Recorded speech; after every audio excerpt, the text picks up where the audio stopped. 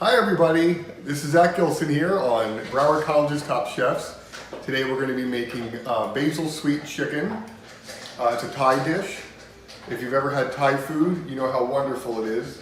So we're going to get started. The first thing I'm going to do, of course, is wash my hands because that's critical. You never start cooking with dirty hands. I'm going to come over here and we're going to take a look at our ingredients that have already been prepped. And the recipe is in the PowerPoint. But what you've got here is you've got your 1/3 of a cup of chicken broth. I actually prefer to use chicken stock over chicken broth in most of these types of recipes. You've got fish sauce and oyster sauce. You've got some minced up garlic, some light brown sugar. This is a combination of the fish sauce and the oyster sauce, which I just put together in advance. And then you have a red bell pepper, 3 sliced up, very thinly sliced shallots. You can always use onion as a substitute for shallots if you want to. And then we've got this nice hydroponically grown basil, 2 cups of basil. One of the things that makes Thai food such a wonderful flavor is that combination of the sweet and the salty. And that's what you get with the fish sauce and the brown sugar.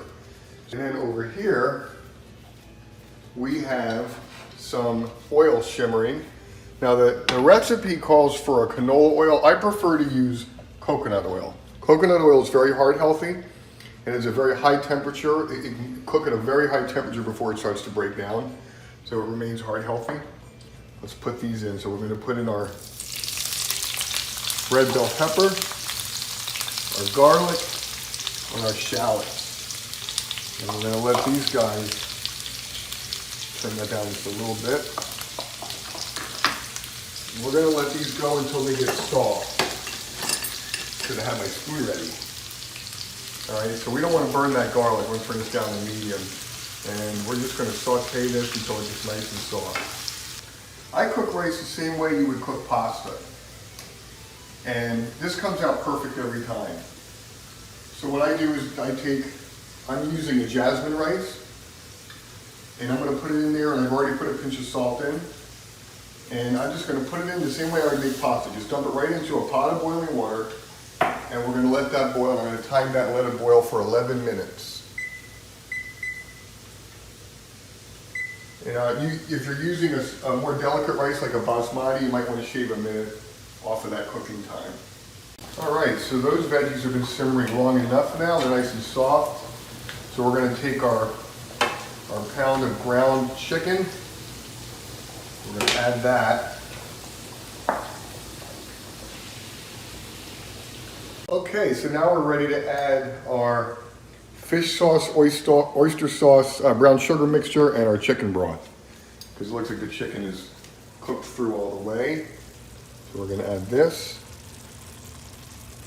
And a little bit of chicken broth. 1/3 of a cup.